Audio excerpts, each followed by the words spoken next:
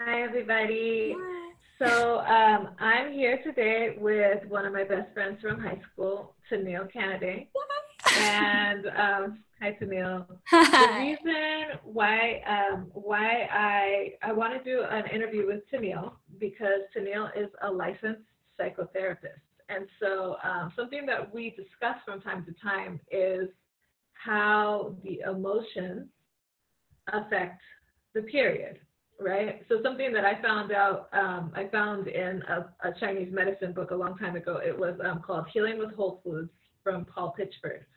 So Pitchford was explaining basically that um, the different like imbalances that women have a correlating emotion. So one example is like stagnation and old residue results in irritability. When I read that, I was like, oh, that makes so much sense because I'm so irritable, like you're gonna have stagnation, right? I was like, yeah, Everybody's I relate. yeah, exactly, right. And so, but the interesting thing was that as a woman, my irritability was always related to my PMS, right? So it's like the situation where I have irritation and it's a sign of stagnation. And if I resolve that stagnation, the irritability goes down. And that's exactly what happened when I started steaming. My irritability went down. So Mhm. I actually like I would say I haven't had PMS in a long time now. Like that irritability that I feel like I'm not in control of, That's so So cool. yeah, That's so yeah. cool. So I like to. So Taneil and I like to talk about it because she's a psychotherapist, right? Yes. So one thing that Taneil has like helped me to understand is that women end up with period symptoms. A lot of times they end up looking like mental health issues. Like period symptoms can end up looking like mental health issues. And according to Taneil, they see a lot of women, coming through, their clinics, and these women, they never check to see if this woman has really bad periods, for example, really Right. terrible menstrual cramps that are making her feel super irritated or super emotional. Women who have depression, nobody checks to see if they're also anemic because of their like a high level of blood loss, for example. That's something that's correlated in traditional Chinese medicine. Those emo- you know the depression and sadness would be correlated with anemia, which happens with excess blood loss. So when treating, okay, so I help women treat their menstrual cycle imbalances. Um, However, there's certain emotional things that sometimes women have to resolve in order to fully resolve the menstrual cycle issue because it works both ways. Certain physiological issues will cause emotional issues, and then certain emotional issues will cause physiological problems. So the one that I constantly deal with is women with short cycles. So I have herbs that can elongate short cycles and get it to a normal 28 days. But worry and stress in particular can uh, can make a woman's period come early. That type of worry can like affect the body. And so Yes. in this situation, it's like um, I can give the right herbs to help to strengthen the uterus and for the cycle to not to come so early. But unless the woman starts to deal with her anxiety or the worrying, she's just going to end up creating the problem again. So it can't actually get resolved until she addresses that. So my dear friend, I invited to do a course on um, how to manage some of the emotions that correspond to menstrual cycle imbalances. So I'm really excited about it. Taneil says that can be a direct there is a direct link between our menstrual cycle health and our mental health. And Taneil, I've never heard a psycho therapist talk about this before. So if you would, Well, could you you? got me talking about it. Yeah, Like, tell me oh my more. Tell gosh. me more. Oh my gosh. Okay, so here's the thing. This is extra personal for me because when like you have compartmentalized information, and you have this information, but somehow it hasn't done this. That's what it was like for me when you were like, hey, Taneil, it would really be a great service to my clients if you could make this course, because even what's interesting, like even though they're doing all of the things that they need to do, and in all of these other cases, they're able to resolve it. And the one factor that isn't being treated, or that I see this pattern, is when there are emotional issues that haven't been resolved. Mm-hmm. And then, you know, I'm interested in Chinese medicine, and it's something that it's, you know, Chinese medicine has brought healing to my life. And when I started seeking out acupuncture, it was actually with Keli's guidance. And I was a little bit superstitious at first, or gosh, I don't know. This was years and years ago. And then it helped me so much. And so I started reading books where it was just my own personal interest in wanting to take care of my body. And so I knew about these correlations, but didn't consider how it affects a woman's period. And furthermore, the risk of misdiagnosis of women with mental health disorders. Yeah. And when I recognized that, I mean, I might even just tear up again now, because I realized, oh my gosh, I could be misdiagnosing women, because the symptoms are so like, it's so easy to miss because of the cyclic nature of women, that natural cyclic nature, that the symptoms can present as a mental health disturbance. And so, so I got my start in public mental health, and I grew up real quick as a therapist, because I worked in public mental health at an outpatient clinic where we only treated individuals with bipolar disorder, schizophrenia, and a more severe form of major depression that involves psychotic features.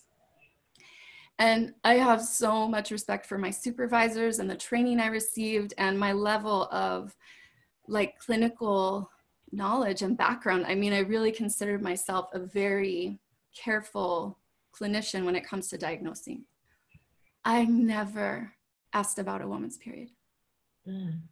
We had this extensive assessment through a county program that was over 20 pages long, a behavioral health assessment. Yeah. We asked about everything, and there was a medical portion. But people don't talk about women's periods.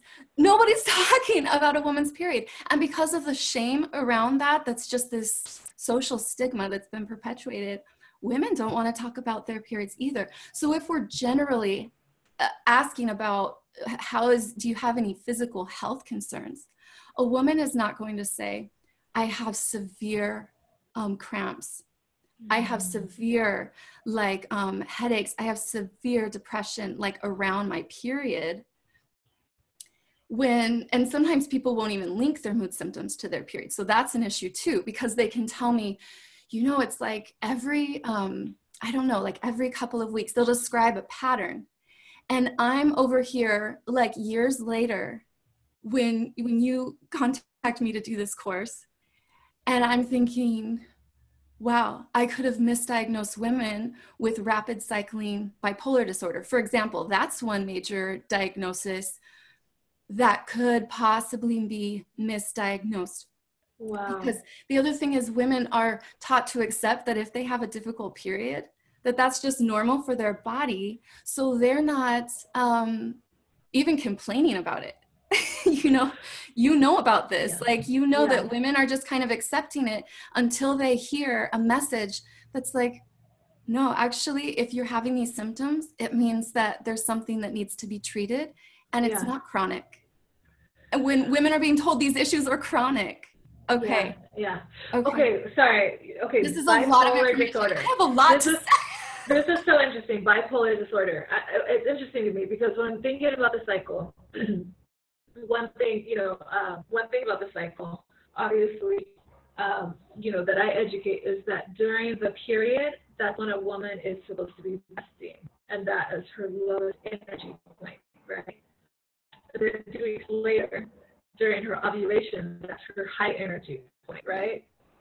So there's a bipolar, like there's a natural bipolar energy level that we have, right? So yes, like that does make a lot of sense that something like bipolar could actually be, being, misrecognized. Because a woman's like, oh, I feel so depressed and I feel so sad. And hey, I feel so happy.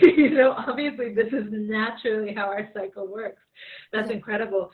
So another one that I heard you talk about was PMDD, which is premenstrual dysphoric disorder. So let me just say, everybody that I've ever worked with who has PMDD, first of all, they've had a very high rate of being able to treat it with vaginal steaming.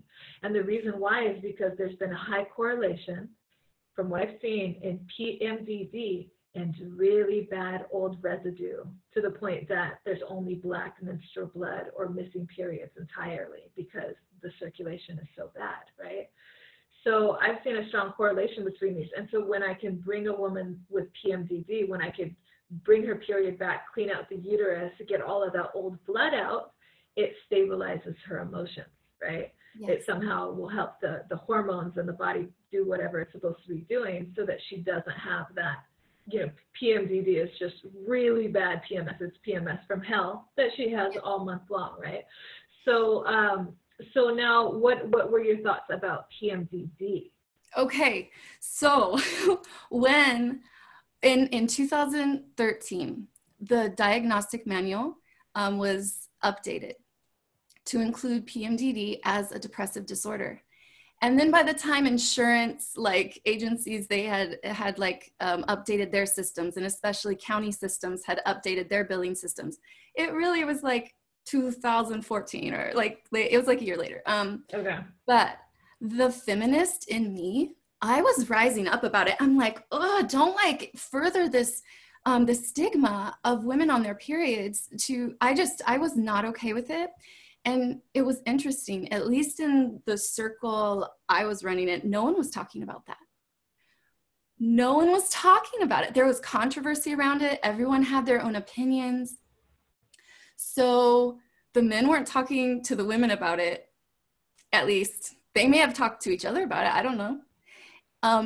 The women, we weren't even talking to each other about it. I don't know why. I'm looking back and I'm like, why weren't we really? I think it was, everybody, it's when something's a sensitive issue, maybe people just knew I had an opinion about it. So we're like, oh, don't talk to Taneil about PMDD. I don't know. You don't know, right? But we're not having a conversation about we need to assess for women's periods. It wasn't until all this time later that I had appreciation for that diagnosis, because that diagnosis is leading us in the right direction. Assess for a woman's period. So here's the interplay, like how you said, the physical symptoms contribute to the emotional symptoms, vice versa. So I also want to be really clear that an individual with a heritable mental illness, which means something to do more with DNA. I mean, I used to be so against pharmaceuticals. I came into this field like, we're bringing the pharmaceutical industry down. I was against it. I wanted everything to be treated naturally. Okay, then I got my start at this clinic and I realized, I was like, oh, I worked with individuals who desperately wanted only to do natural treatments. They would get off their medication and have terrible relapses. And I did more and more research about this biochemical aspect, the heritable aspect of certain disorders. I'm like, okay, this is a thing, right? So I'm not coming out on the World Wide Web, discouraging anyone from taking their medication when it's these kinds of situations. But we need to be really aware of the interplay there. There is such a high risk for misdiagnosis, for a woman's period to not be taken into account. And then looking at, so PMDD can be a co-occurring diagnosis with a mood disorder. Okay. But what I'm thinking is, more oftentimes than not, and this is just my opinion looking into all of this, Yeah. I think that mood disorders are misdiagnosed, like on this, I feel like we are not assessing for it, and it presents so similarly to major depression, panic disorder, bipolar disorder, personality disorders. So here's something interesting. Okay. Here is something interesting. So personality disorders have more to do with the effect of like your environment, your childhood experiences, the way that it's like personology. And it's the way that your personality has developed, and then certain traits that that are characteristic to how you carry yourself in this world and respond to things around you. Mm-hmm. Well, there are some personality disorders that have a lot of stigmatization. And I would say particularly borderline personality disorder. And it is diagnosed to women like, I would have to get the numbers out, but I'm pretty sure it's diagnosed more. Like, I wish I had researched that before this this interview. That's okay. So don't quote me on it. But I'm pretty, like, I'm feeling like it's diagnosed more to women than to men. But and like severe PMS. Yeah. Yeah, PMDD. Yeah, like mood. It's this. And so I'm looking at, wow, we need to only like diagnose women with these more severe disorders when we have first treated the period. Well, there are sometimes women need to have like maybe a mood stabilizer to, this is such a sensitive topic, right? Such a sensitive conversation, especially in the wellness community. But until a woman has, as you've taught me, Keli, I didn't know about this, a period that is 4 days long with fresh red blood, no cramps, no headaches, where she's feeling peaceful and like, oh, this is my time. I feel centered. Yeah. This is a time where I feel deeply insightful and drop down into my body and connected to my inner wisdom. That's what a period's supposed to be like. That's what it's supposed to be like. And if a woman isn't experiencing that kind of a period, we know there's this interplay going on. And it's still a tricky thing to pull apart, but we need to treat the period. And if we're not, then we're missing it. We are missing it in women's healthcare. Yeah. Yeah, women need help, Taneil. It's crazy. Women need help. They need help. And that's one of the reasons why I do my work, is just because like I'm getting it from so many different directions. Women are writing me, and they're, I'll just give an example from one last week. Somebody was, sending me messages on Instagram that said, please, they just did something really traumatic to me in the gynecologist's office. They scraped off my cervix, because there was irregular cells there, but she said the whole experience was so traumatic, and she's just telling me she wants to try something natural rather than what she was feeling there because it was so traumatic, right? And then you've got I've got actually a discussion going where where a woman admitted that she has really bad fibroids, and she's been trying to naturally treat them, and that she's feeling so defeated with these fibroids and with her options, which is going to be hysterectomy or fibroid, a hysterectomy or a surgery. She's feeling so defeated that she's considered ending her life over it, right? So now we've got somebody who's suicidal, and it goes back to her menstrual health specifically. She's giving us that connection. She's saying what's happening with my uterus, what's happening with my period is so depressing that I'm considering ending my life, right? This is like really serious, right? So then this woman admits that, and somebody else chimed in and they said, me too. They said, I have the exact same issues you have, fibroids, and my doctor's wanting to do, surgery on me, and I also feel so defeated that I've considered ending my life, right? So it's like, this is just something that somebody was brave enough to say. Yes. And when she said that, somebody else, I have known that. I've never had, debilitating fibroids that I, had to deal with doctors encouraging me to do a hysterectomy, before I've even had children, right? Because that's what both of these women are dealing with. So I wouldn't have known that one of the ways that a woman would feel as a result would be suicidal, right? Right. And yet when she said that, she actually released something in that another woman could actually admit that she felt that way too, And so again, all we have is like encouragement for them. But then I also have to recognize this is a period problem that's now moving towards a mental health problem. And has always been. The woman who had the cervical issue was getting treated by her doctor, was traumatized.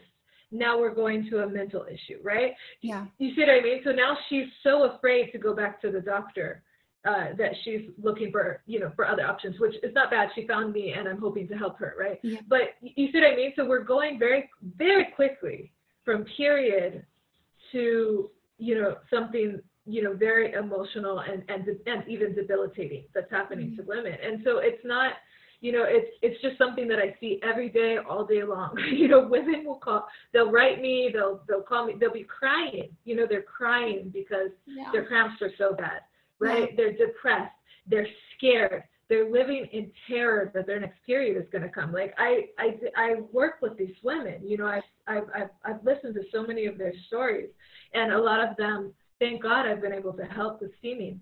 But at the end of the day, I also recognize that these women do have, they need some level of emotional help as well that can support what's going on, right? Because, for example, with the, in the case of the fibroid, there was a rape that had occurred, when the woman was a teenager, and she feels like, that changed. Her period got worse after that, and she feels like that's where where it started, right? Mm-hmm. So this is emotional, right? So anyhow, so what I did was I invited Taneil to do a course for us, and so the way that I structured the course is around different imbalances. So there's different imbalances that menstrual cycles have. So one of the main imbalances is stagnation. And stagnation is when a woman has old residue buildup, okay? So just like when you look at emotionally what that is, that's when somebody's got bad blood, right? We know that means that somebody's irritable, they got bad blood, they're mad about stuff from the past, or they're holding on to things from the past, right? That's like how I think of it. So so the emotion along with that is irritability. And irritability, if it can get bad enough, can actually end up with the diagnosis of PMDD, premenstrual dysphoric disorder, which Taneil is saying that they also consider a mental health imbalance, right? Is that correct? The correct way to say that? So PMDD is now a depressive disorder in the diagnosis. Wow. Okay. So now stagnation can lead to irritability, which can lead to a diagnosis of PMDD from a gynecologist, which from a psychotherapist standpoint is a depressive disorder, right? I have so much to say. Right? So it just goes really quickly from this to that, right? Very quickly from a period problem to depressive disorder. But by the time somebody has depressive disorder, there's probably been so much damage along the way that there is the need for some ability to help the emotional part of it. So what I've done is I've invited Taneil to do a course where she does a lesson on irritability and how to coping mechanisms for irritability.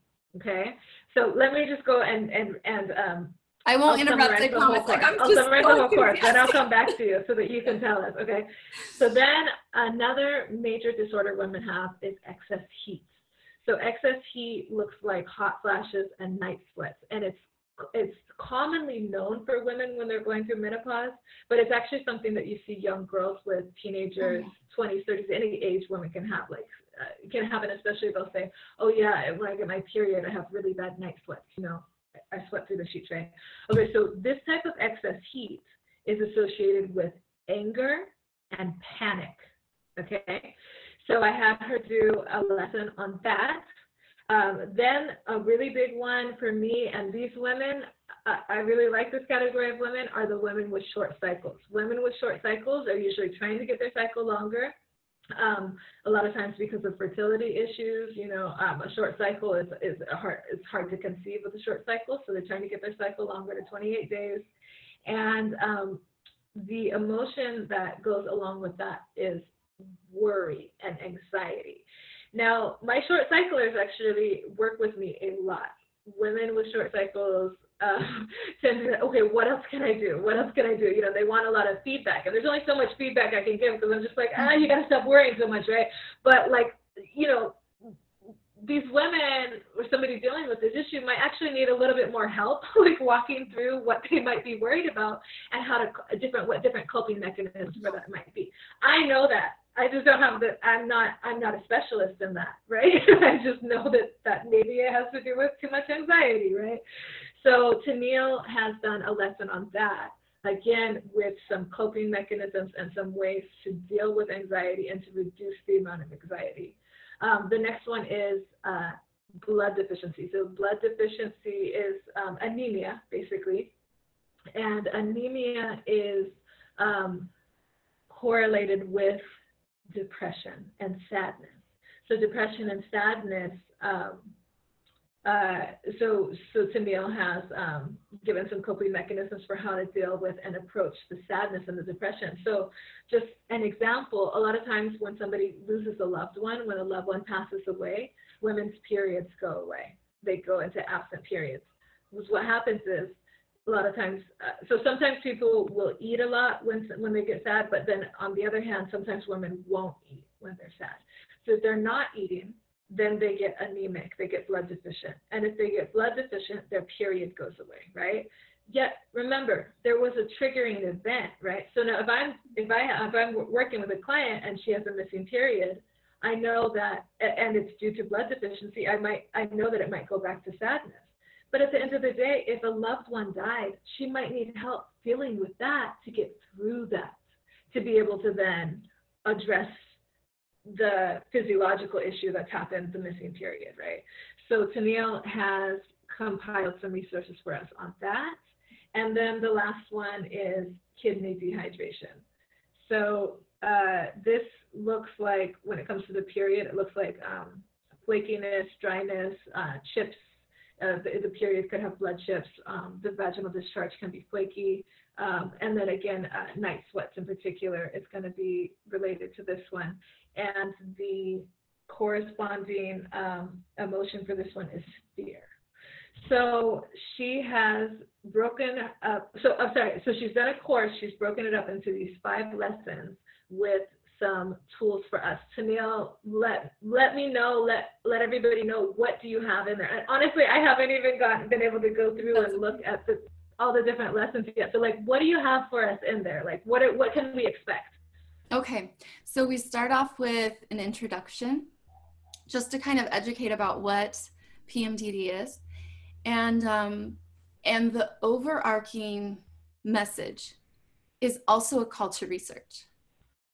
We need more research around this. Okay. We need more research around this. And from everything I've studied, I'm in fact proposing a treatment protocol for PMDD. And I believe that it has 3 components. And so this is research based on your database of 700 women. When you come to me and you say, oh my gosh, there's this parallel. There are women who I cannot get their period to be regulated, even though they're doing everything that they need to do physically, and they have these correlations that are totally matching up with Chinese medicine theory that is old, that is ancient. So this isn't new wisdom that I'm just, coming with. It's just not American. Yeah. And I dived in and I was just like, oh my gosh, like we need more research. And I was like doing this, like digging through the database, the major databases that we have where medical and psychological journals that are published as clinical trials, and fairly new research around PMDD being treated by acupuncturists and Chinese medicine theory. when I got a hold of those, so I keep saying I cry, like I started crying. I was so like excited because now we have something to work with. We have research-based data So there are clinical trials that show that acupuncture improves PMDD. Of course, because acupuncture creates circulation and improves periods. Wow. Yes. So and the whole, so PMDD, like we're focusing on the psychological aspects of period instability and irregularity, right? So we're seeing the same categories that are parallel in those 5 categories that you mentioned, that you're seeing the same pattern in your recent right now, cases that are going on for the past 5 years, same patterns. And now we actually have current, like relatively new, because remember, PMDD is new as a depressive disorder. And so we now have these clinical studies that are showing, there's this parallel. So then amazing. I'm just like, okay. So now on the psychotherapist side, what tools are there? Okay, so here are my 3 categories, and this is the protocol, and it's 3 prongs. That one is a full uterine cleanse. A woman cannot resolve PMDD if it is isolated to a period issue. If we're not also having a co-occurring issue going on with an actual like heritable mental illness, that complicates things. It doesn't mean that a woman cannot have a regular period. I want women to know who do have a heritable mental illness. If they have major depression, you'll know if you have it in your family. Like people know if it's heritable. Right. They do. Bipolar disorder. I mean, people know. Schizophrenia. Schizophrenia, heritable. So, but we need to isolate these things to say, all right, we know there's this interplay going on, and we need to treat things appropriately and be very thorough. So to treat PMDD, first, a woman needs to have a full uterine cleanse. And if she doesn't have a regular menstrual cycle, then as you're saying, I mean, this, like, to have the idea of, like, you're able to have a full uterine cleanse, the first that you've had in years, through vaginal steaming, and that women are having success with it, and it is so effective, and it is natural.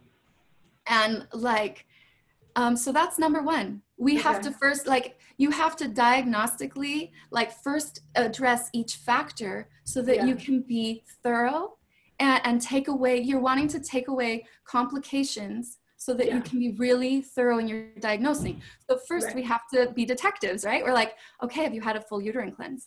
All right, so first, number 1 in the protocol, full uterine cleanse. Number 2, menstrual attunement.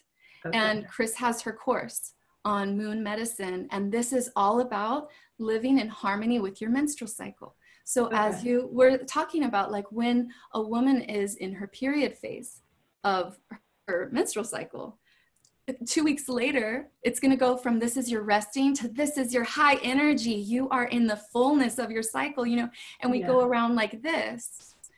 And if they're recognizing that they're in their period and they're being cool and being calm about it, then this isn't going to look like depression to them. They're just going to be recognizing that this is their resting time. At least it will help that, right? It'll help that because a balanced period looks like a very peaceful time where you feel connected, just very, very connected to your inner self. Yeah. And this is a peaceful time. If you're feeling depressed, if you're feeling chaos, if you're feeling like just the worst, time of the month where people have that, we even talk about it that way, like, oh, it's my time of the month. Like we as women in our society, we talk about our periods with animosity, like, I'm PMSing, okay? We even use it, we use PMS as a verb. Like, right? Okay. Stop that. So 2, menstrual attunement. Menstrual attunement. This means living in harmony with your body. This means doing the natural things this includes nutrition. This includes your work life. This includes your family life. This includes like really paying attention to what is natural. We don't want to work against nature. Anytime you work against nature, you're going to experience instability in your body and in your emotions and your mind. So that's prong two. So you see, we have to systematically go and eliminate factors. So that's factor number two. Factor number three, emotional care. Okay. And this will look different for every person depending on their personality, their current needs, their history. So we're also seeing a correlation, as you were saying, between women who have a history of past trauma, particularly sexual trauma, and infections, fibroids, cysts. We're seeing this pattern, you know. And so emotional care, this unresolved trauma that we know it gets held in the body, emotions get held in the body. And you know, it's something that we need more research around, but there is definitely, we can say there is a link. We don't know a lot about it, but we do know without a doubt that our emotions affect our health. Yeah. And that's just like, there's a lot of research around that. Yeah. So the third prong is emotional care. So then just doing a scan and like, okay, so people generally know. Not very many people will come to me like wondering if there's something they need to work through. People generally know, like when it gets to a point that they're seeking out therapy, like, all right, I have some housekeeping that I need to do here and here. Like I have some things I need to take care of. And so that's the third prong, emotional care, because the emotions directly are correlated to cause these symptoms that'll present. Where does a woman's physical health present like more of this like, I mean, when you have your period, that's when you can really know. I've heard you say like a monthly checkup. Yes. Yeah. We're able to tell the real state of our physical health, because women, we are getting stuff done. We have amazing coping skills. We have a lot of responsibilities, and we can be functioning up here when our bodies are not well, but our period is not going to lie. We have our period, and the period's like, nope, you might be doing a lot and you're accomplishing a lot and you have a really nice smile and you're able to fool the world, but guess what? You need to take care of yourself, and that's going to catch up. So I used Paul Pitchford's book a lot in this course, and I took great care in just getting his insight on these different things as it relates to traditional Chinese medicine, because that's not the scope of my practice. I also provide health and wellness coaching services that have to do more with this health care, this aspect of our menstrual health relating to our mental health. Okay. But I've just really had that be research based on everything that's there. So I'm just sharing this information. Okay. And he talks about like, and the one that really stood out to me a lot was his quote on fear and the kidneys. Okay. And he said, okay, I'm sorry, before you say the quote, with the kidneys, I didn't mention infections. That's the main thing that women need to be looking at. If there's infections, then there's dehydration, and that means that there's a kidney imbalance. Okay, so that's the main one. Yeah. Okay. So what does he say? Okay, so share, please. And because menstrual cycle analysis gets really complex. You're the expert here. I am sending people your direction. I really needed to stay focused on those 5 categories because there's so much. So it's just really a starting point. Yeah. And it's just the basics of menstrual cycle analysis from your course, so that I can relay this information to women. So I thought about getting into trauma and like how that can have a correlation to infections, but I didn't go there. And there are a few reasons why. Menstrual cycle analysis gets really complicated, as you know, when it comes to infections, and mental health gets very, very sensitive and complicated when it comes to trauma. And I do not think that is well suited for the medium of an e-course. It's something that, and I speak to that like in my policies. I wanted to be really sensitive about that. And if a person has acute symptoms, where they are having thoughts of self-harm, where they are suicidal, we need to provide extra support around that person, because there is risk of harm emotionally whenever you do emotional work. And so if you're doing emotional work with a therapist, there's that extra safeguard there. Or if I talk about enlist a witness. Invite your safe people, though, that like person, who can see you at your worst. You can be your most vulnerable, and it's a safe person. Like we need to invite people into our world, like when we're experiencing that kind of stuff. So I only covered those 5 specific topics. And then with menstrual cycle analysis, a more thorough analysis going into the services that you provide, and seeking out guidance. I think acupuncturists, as you and Chris are spreading this message, it's becoming more and more common for them to make this connection. Like, this is their science that is, where it is established medicine. And for them to then also incorporate vaginal steaming is going to be amazing. And then I want the mental health world. Like, this is the thing. Like, I wrote on my landing page, like, I wanted to stand on like a cyber rooftop and shout it to everyone who could hear my little voice. Like just like, let's get everyone like on board with this. Okay, so you asked me what's in those 5 sections, and so let me bring it back, because I get enthusiastic. Okay, so I start off with, Paul Pitchford quote, and then we're gonna go. Okay, because I feel like this quote really, really ties the whole concept together. He says, you know what? I even have it like verbatim right here. So we're gonna do that. Okay.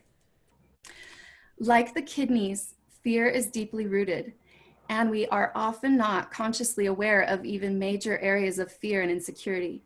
Many people receive psychotherapy in an attempt to identify and dismantle deep insecurities.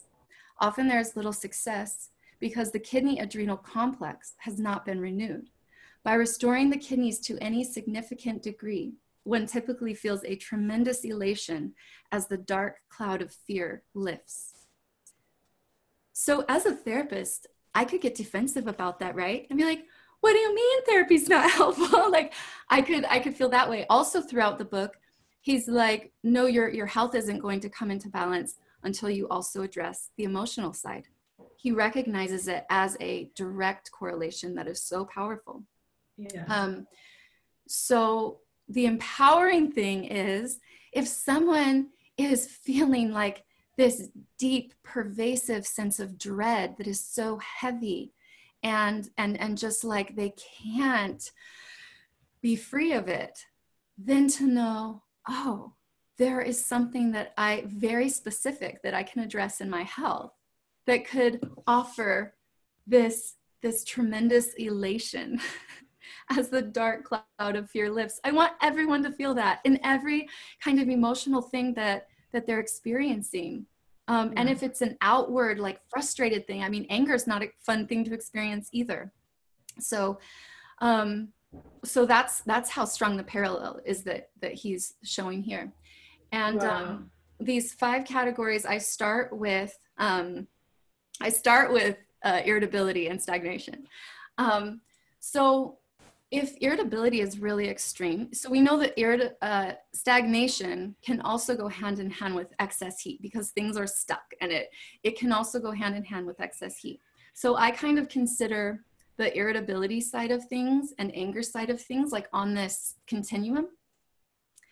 And you can know when it gets to anger, we all know the difference, right? Between like feeling irritable and impatient to completely just angry and explosive and having an outburst where you act a certain way and you're like, I really regret that. I should have handled that differently. right? So, and that has more to do with the side of excess heat. When you get to excess heat, sometimes from what I've read and the way I'm presenting the information, it's more of an emotional flooding where you don't have as much self-control. That's the difference. So let's look at the first category of stagnation and irritability. I designed I really tried to pull interventions that are, one, evidence-based within the field of psychotherapy, that are just like straight down the middle of the road, where any clinician is going to say, yes, that's an evidence-based modality, right? Because the other stuff we're doing is— So like what? Like what? Okay, like what? So this is so interesting. Irritability, I chose also stuff that would be suitable for self-help work. Okay. Because that's what we're doing, right? If someone needs more personal stuff, like they're also gonna, because emotional care can also look like having a very real conversation with a friend, journaling. You know, everyone has a different personality. But the self-help piece I chose was focused on relationships, because the irritability is no fun for us to experience, but what does it really affect the most? The people around us. And then those relationships start to be really stressed out. And then when our closest relationships are stressed out, that's a huge like negative impact on our emotional well-being. So let's take accountability, you know, and it's such a stigma. I really wanted to pull that apart, of the woman on her period being so irritable. And so no one's validating her emotions.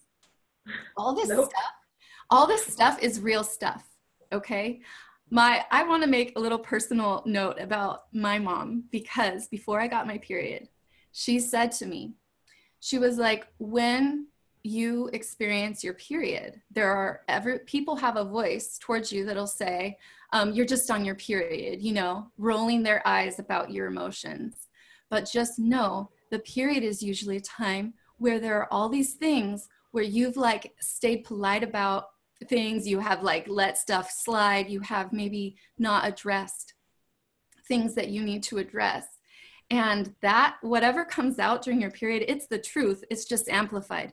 So pay attention and don't let anyone dismiss your feelings. This is when I'm like 13, like my mom's a rock star, like she was telling me this so that I could enter into the world after starting my period knowing that my emotional experience matters.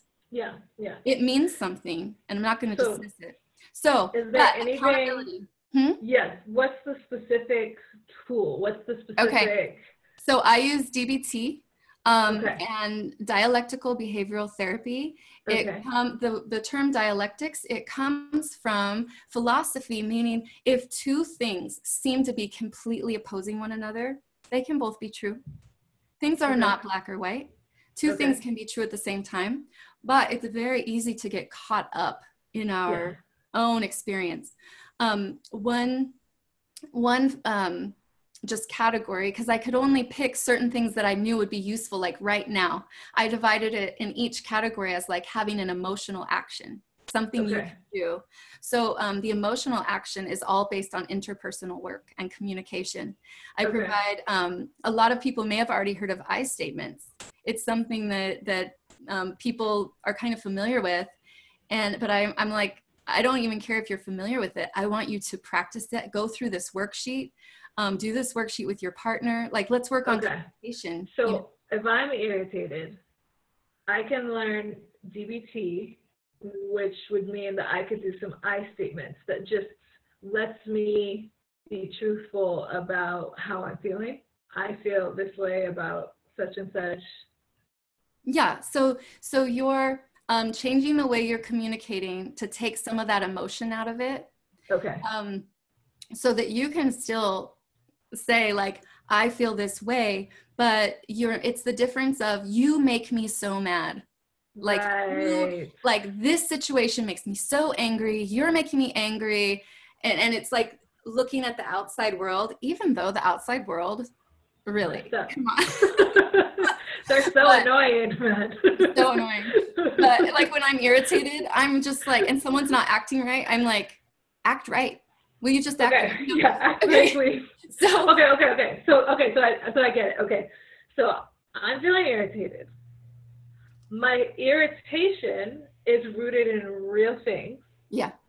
But I have to make sure that I'm not accusing others, making it a problem between me and others.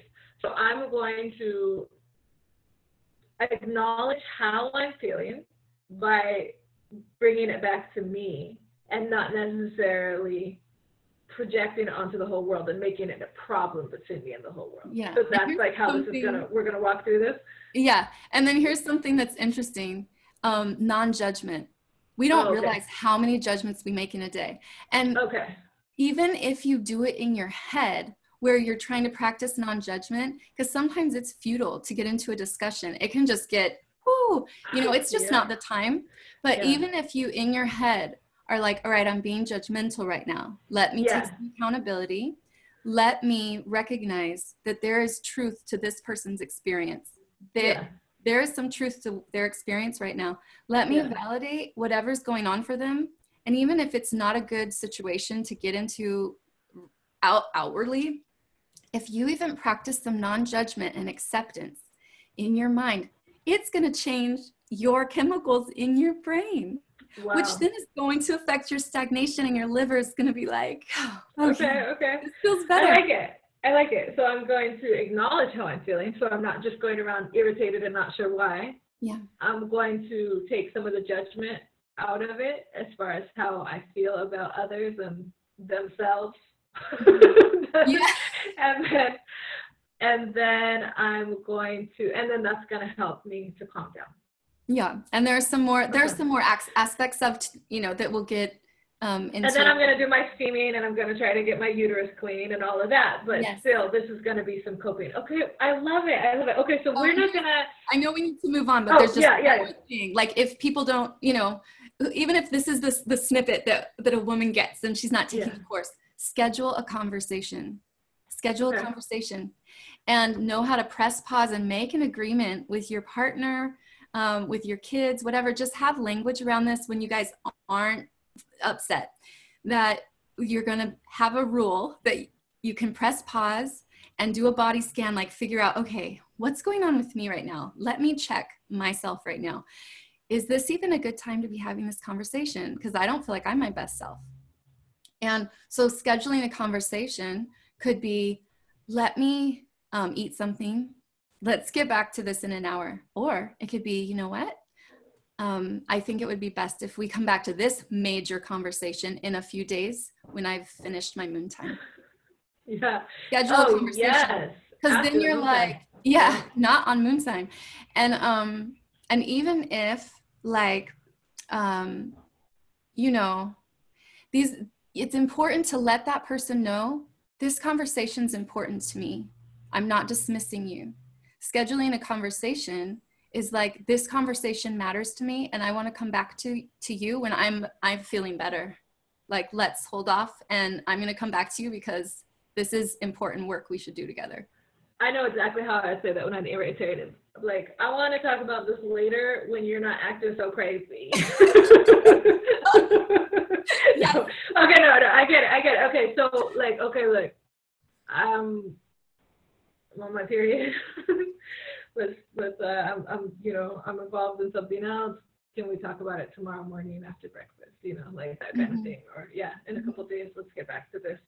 Yeah, I mean, because there could be something like, don't leave your shoes in the hallway. You know what I mean? Which is like the world sometimes. It's just like, but then it makes me, you know what I mean? Like, it could just feel so much deeper, and it's really actually just something, Okay, I like it. I love it. So for each one of these, then you have specific coping mechanisms that we could use to get us through those emotions in the meantime, even though, again, we're coming from, my point of view, which is let's use steaming, let's use herbs, let's address the period. But at the end of the day, I'm irritated right now. It's affecting my relationship. Yeah. Here's the mechanisms that I could use. Okay, so we have one of those. You have pulled together resources for us for all of those emotions that we talked about and all of those period problems. So this is incredible. Your course is, Taneil just told me yesterday that her course is completely done. So I am going to work on, I'm going to put that in the Steamy Chick personal courses, which are like the self-care courses, and make it available to everybody. I'm really excited about this. It's really like such a great service to us, to the world, just to have a psychotherapist acknowledge that women have periods and sometimes they can make us off balance, but that we can get back onto balance if we take care of ourselves properly, right? That's just, I mean, who says that? You know, which psychotherapist tells that to women? You know what I mean? Like, that's just a really incredible message. And I'm really excited about these resources you pulled together. And I am going to let the Steamy Chicks know about it. Oh, good. And I want to just, you know, with the irritability, I feel like it is such a stigma. And I started with that one. Really, I wanted, I feel, even though it might feel like it's hard to get out of it, it's really the easiest one. It's the easiest one. I felt like that was really like that kind of intervention. It's not as sensitive to work through. So those other four, women will be able to see like what that covers. But this is it gets into really deep emotional work. And I was hesitant. I got into safety planning for suicidal thoughts and self-harm. And initially I was thinking, gosh, am I getting, because that was an ethical consideration for me. Just really wanting to make sure women are safe and they have support around, as bad as it can get. And so it was just really emotional for me when you told me that there are women who are experiencing suicidal thoughts, and like, we need these women to be safe. We need to also normalize suicidal thoughts and normalize thoughts of self-harm. When people feel like they are crazy, they are not crazy. I do not want women to call themselves crazy. Your mind, your emotions are wanting to connect to your body, right? It's just a destructive way of doing it. So we substitute ways of connecting with your body and grounding. And then for depression and feeling despair and like there are no other answers, and for women who are facing such difficult health issues, to have suicidal thoughts, I want them to feel like validated, that it would feel like when you're feeling really desperate and there's no way out, like, okay, there's just no way out, right? But we need to come around women and take away that shame, because when people experience suicidal thoughts, they feel so much shame that, like you said, how many women are not sharing when they have these emotions? And I want people to share about their suicidal thoughts. We know that this is a real problem. And so we do some safety planning in the course as well. And I'm just wanting women to feel supported and loved. Aw, well, that's incredible, because it is something that, you know, like, that we do have to be aware of and careful with. And I think what happens is, like, a lot of us, and I'll say myself included, don't know what to do when somebody says they feel suicidal, right? Or haven't thought about it, right? So in the course, whether or not these are emotions that the person has had themselves or that we've had somebody, you know, admit to us, at least it will give us, you know, some groundwork for, you know, from your point of view, from your professional point of view, like where we should be at, right? What we should be doing. But I did want to ask, this course, now it's, you mentioned, like, if there's some really deep, you know, trauma, this isn't going to be for that. It's really just looking at the overall menstrual cycle, how women have emotions related to it, and how we can, like, work ourselves through those, some coping mechanisms. And then you give referrals for if there's, you know, suicidal thoughts, if there's some really deep trauma, then you give recommendations for what people could do in those situations. Right. And so let me be really clear. In my policies, I say, please, if you are having active suicidal thoughts or thoughts of self-harm, or know that you're going to get really triggered in past trauma, it's not the right time. This is good information, but there needs to be additional support. And I feel like it could be high risk if people are experiencing what are called acute symptoms that, but it's really good information to incorporate into therapy work. Well, it helps to validate somebody anyways. Yes. Maybe they're feeling suicidal because of fibroids. At least you're validating that they have the fibroids, and that could be leading to, you know, what's creating, you know, these thoughts.